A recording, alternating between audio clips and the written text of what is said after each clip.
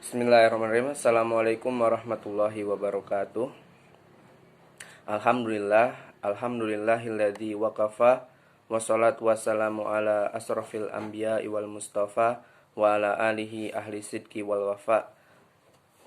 Alhamdulillah, segala puji bagi Allah, Tuhan semesta alam, yang sampai detik ini Allah Subhanahu wa taala masih memberikan kesehatan kepada kita semua, baik jasmani maupun rohani. Maka pada detik ini kita masih dapat diperkenankan oleh Allah Subhanahu wa taala untuk senantiasa menuntut ilmu bersama-sama. Salawat dan salam semoga tetap terlimpah curah kepada Nabi kita Nabi Muhammad Sallallahu Alaihi Wasallam.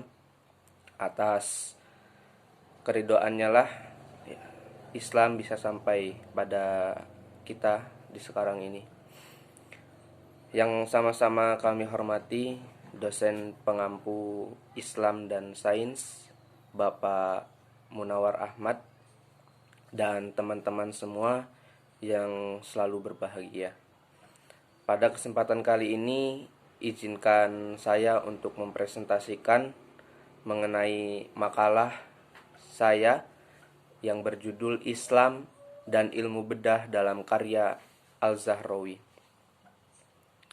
Perlu teman-teman ketahui bahwasanya Islam di zaman dahulu pernah merasakan kejayaan. Kejayaan yang dirasakan adalah ketika Islam masuk di daratan Eropa. Islam mulai berkembang dan sangat luar biasa. Namun sebelum kita mengenal lebih lanjut mengenai sejarah tersebut, alangkah baiknya kita mengetahui apa itu pengertian Islam. Islam secara bahasa berasal dari kata bahasa Arab yaitu aslama, yang berakar dari salama, yang berarti pasrah atau berserah diri. Ada beberapa kalimat di dalam bahasa Arab yang bisa kita ketahui, ada 3. Yang pertama ada as-salmu yang berarti damai, kemudian ada yang kedua aslama yang berarti berserah diri atau pasrah, kemudian yang ketiga ada istaslama mustaslimu, yaitu berserah diri dari jiwa dan raga ataupun harta dan lain-lain. Nah, secara istilah pengertian Islam adalah agama wahyu yang berintikan tauhid atau keesahan Tuhan yang diturunkan oleh Allah Subhanahu wa taala kepada Nabi Muhammad sebagai utusannya yang terakhir dan berlaku bagi seluruh alam. Kemudian kita akan mengenali beberapa fase dalam sejarah Islam.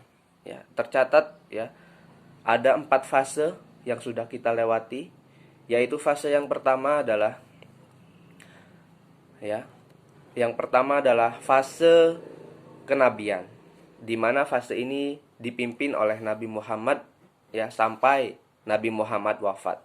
Itulah fase yang pertama yang kita tidak rasakan Kemudian namun tercatat di dalam sirah Nabawiyah bagaimana perjalanan Nabi Muhammad dalam berdakwah. Nah, disitulah fase pertama, fase kenabian. Kemudian yang kedua adalah fase kekhalifahan, di mana fase ini dipimpin pertama kali oleh Abu Bakar As-Siddiq. Kemudian ada setelahnya Umar bin Khattab. Kemudian ada Utsman bin Affan dan Ali bin Abi Thalib, yang kita sebut biasanya Khulafaur Rasyidin. Di mana fase ini adalah fase yang sangat luar biasa, karena fase ini mengemban amanah dari wafatnya Nabi Muhammad, kemudian turun di fase yang kedua ini. Jadi keempat Khulafaur Rasyidin ini mengemban setelah akhir fase dari fase kenabian, melanjutkan dari amanah dari amanah kenabian. Kemudian lanjut di fase yang ketiga. Fase ini sangat luar biasa. Fase ini yaitu fase dinasti, dimulai dari khalifah dinasti Bani Umayyah dan berakhir di Khalifah Turki Utsmaniyah di Turki pada 3 Maret 1924 Masehi. Di fase yang ketiga ini Islam sangat luar biasa, berjaya, ya, bahkan banyak sekali catatan-catatan sejarah yang sangat luar biasa bagi ilmuwan sains, astronomi, matematika, ya, kedokteran dan lain sebagainya.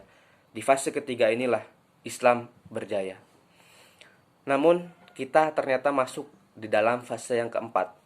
Di fase yang sekarang ini yaitu Islam dipimpin melalui kediktatoran, di mana Islam bukan lagi hadir sebagai dinasti, bukan sebagai khilafah. Islam hadir hanya sebagai agama yang dianut oleh masyarakat. Di fase ini kita mengalami kemunduran yang sangat drastis sekali, di mana kita jarang menemui ilmuwan-ilmuwan ya muslim ya yang bisa sehebat di fase yang ketiga. Kemudian kita lanjut ya, sebelum kita mengenal siapa Al-Zahrawi, kita harus mengetahui di mana Al-Zahrawi tinggal, yakni di Andalusia. Ya, ternyata Islam memiliki kejayaan ya ketika di Andalusia. Ya. Sejarahnya itu berawal dari dinasti Umayyah. Ya, pada tahun ya 705 sampai 715 Masehi, ya,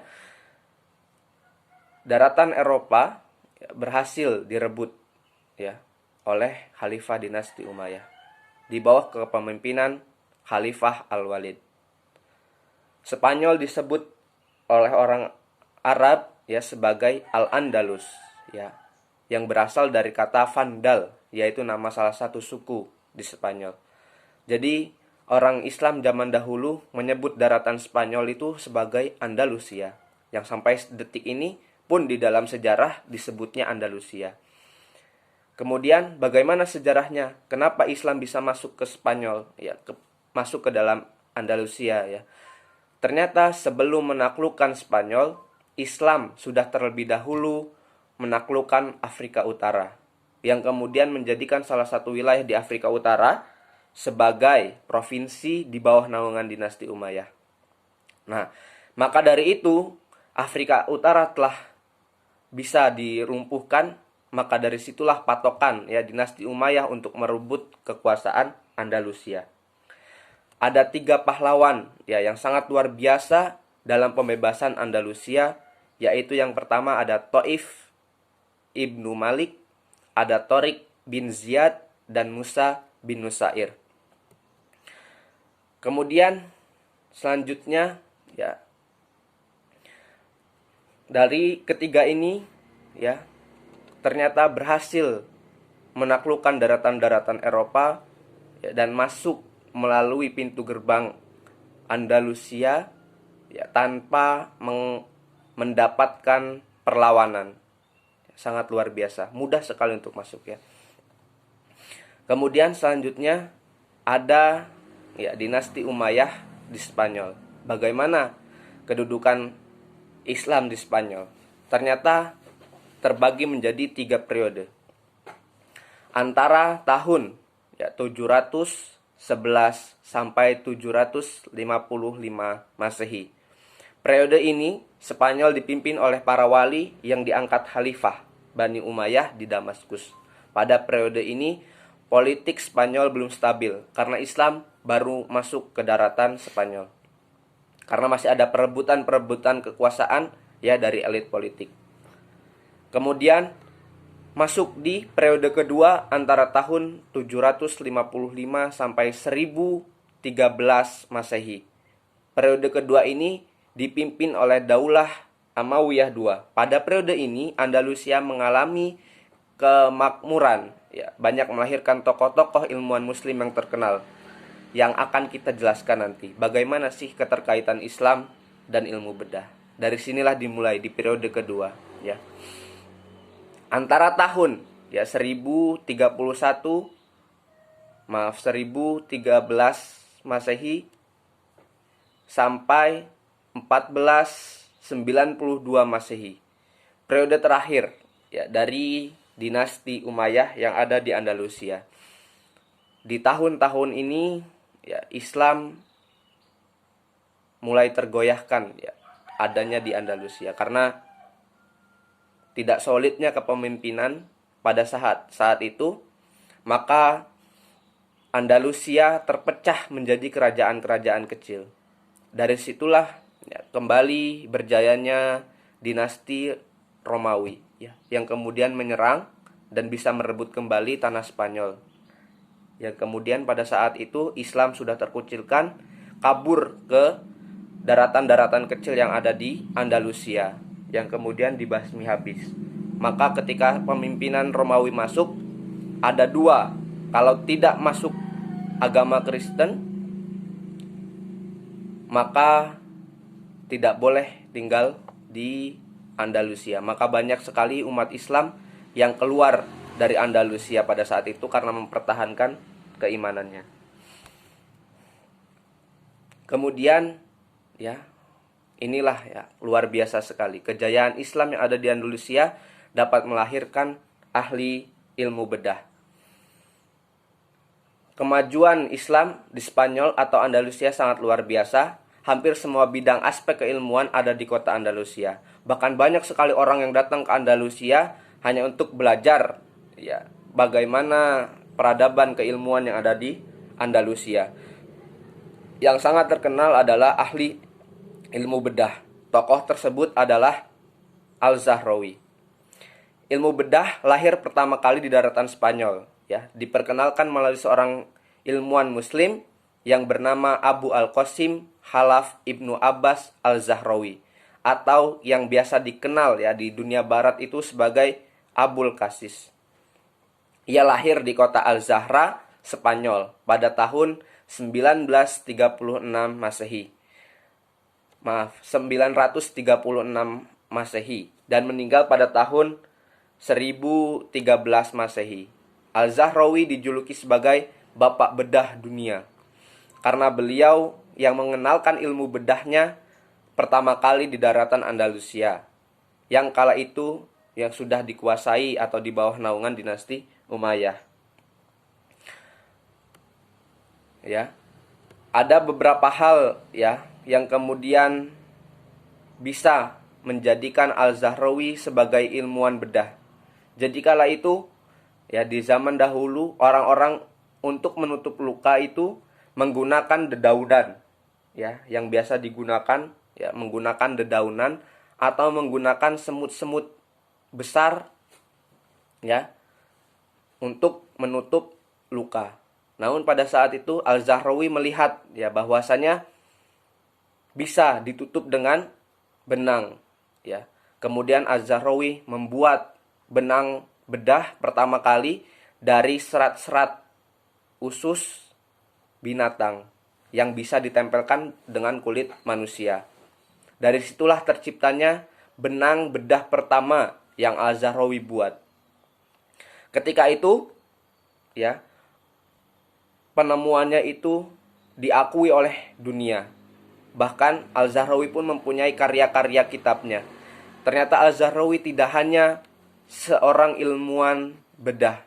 Al-Zahrawi pun ya menulis catatan bukunya bagaimana cara untuk menyembuhkan luka, mengenali penyakit ya dan bagaimana cara pengobatannya. Tercatat ya dari beberapa sumber yang saya kumpulkan ada 3 yang paling masyhur karya Al-Zahrawi yang dipakai sampai saat ini. Yang pertama ada kitab At-Tahsrif Liman Arjaza At-Ta'lif, buku pedoman kedokteran atau medical vademecum. Buku ini menerangkan tentang peralatan bedah ya. Ada lebih dari 200 buah peralatan bedah yang dijelaskan di dalam buku ini. Berisi 30 bab ya, yang tidak hanya menjelaskan tentang peralatan bedah namun juga membahas tentang luka dan cara pembedahannya, seperti tentang pengobatan tulang yang remuk, tentang penyakit gigi dan cara pengobatan, cara pembakaran luka dan pembersihan darah ya di dalam rahim sehabis melahirkan dan lain-lain. Banyak sekali ya buku yang pertama ini yang Al-Zahrawi tulis. Kemudian yang kedua adalah kitab Al-Mansur. Buku ini menjelaskan tentang cara pembuatan obat-obatan dengan jalan sublimasi dan distalasi. Yang ketiga, buku Abul Kasis De Chirurgie Arabice et Latin Suri Johannes Channing. Buku ini mengulas tentang pembedahan. Ya, dari karya tiga ini yang Al-Zahrawi tulis ya tidak jauh ya terkait dengan pembedahan. Ada yang pertama ya menjelaskan tentang bagaimana cara pembedahan atas luka yang diderita. Kemudian obat-obat ya yang bisa menyembuhkan luka-luka tersebut ya. Kemudian ada karya cara-cara pembedahan. Luar biasa, dan bahkan ya hasil karya Al-Zahrawi ini selama berabad-abad dipakai di seluruh universitas yang ada di dunia sebagai ya pedoman di ilmu kedokteran. Maka ilmu kedokteran dunia ya menjadikan karya Al-Zahrawi ini sebagai pedoman dalam pembelajaran. Maka banyak sekali ketika itu orang-orang yang datang dari luar ya, dari berbagai daerah pelosok negeri, dari pelosok dunia datang ke Andalusia untuk belajar ilmu bedah kepada Al-Zahrawi. Sangat luar biasa peradaban pada masa itu. Lalu apa rahasianya? Ya, rahasia dari bagaimana Islam ya bisa melahirkan ilmuwan yang sangat luar biasa. Kenapa Islam di zaman sekarang tidak bisa menghasilkan ilmuwan yang sangat luar biasa? Apa rahasianya? Kita lihat ya dalam kategori integrasi interkoneksi ya yang dicanangkan oleh Prof. Amin Abdullah. Jadi beliau miris sekali dengan keilmuan yang ada di masa sekarang ini, yaitu bagaimana agama dan sains itu dipisahkan. Padahal ya kalau kita lihat ya, ternyata sains ini termasuk bagian dari ayat-ayat Allah Subhanahu wa taala yang dipisahkan. Sains lahir karena ya, manusia melihat ya, atau mempelajari sesuatu hal yang ada di muka bumi ini. Itu termasuk ayat-ayat kauniyah yang kemudian dijadikannya teknologi, ya, ilmu pengetahuan dan sebagainya. Maka masih berkaitan dengan agama. Lalu sekarang sains dianggap terbelakang. Sains dianggap berbeda dengan agama, dipisahkan dengan agama. Maka dari itu Islam mengalami kemunduran karena sistem pendidikannya yang menjauhkan dari sains dengan ilmu agama, karena dianggap dua hal yang berbeda. Padahal sejatinya keduanya adalah sama. Maka implementasi integrasi interkoneksi ya yang dicanangkan oleh Prof. Amin Abdullah adalah bahwasannya Islam bisa dikaji dengan ilmu-ilmu sains. Begitupun sains ya bisa dikaji berbarengan dengan ayat-ayat Allah, ya, yaitu ayat-ayat kauniyah. Maka Islam di zaman dahulu banyak melahirkan tokoh-tokoh ilmuwan-ilmuwan yang sangat luar biasa karena tidak memisahkan keduanya. Agamanya kuat, kemudian ilmu sainsnya juga diperkuat karena tidak diperpisahkan dan menyatu menjadi kesatuan, tidak dipisahkan. Mungkin cukup itu yang dapat saya sampaikan, kurang dan lebihnya mohon maaf. Saya akhiri. Wassalamualaikum warahmatullahi wabarakatuh.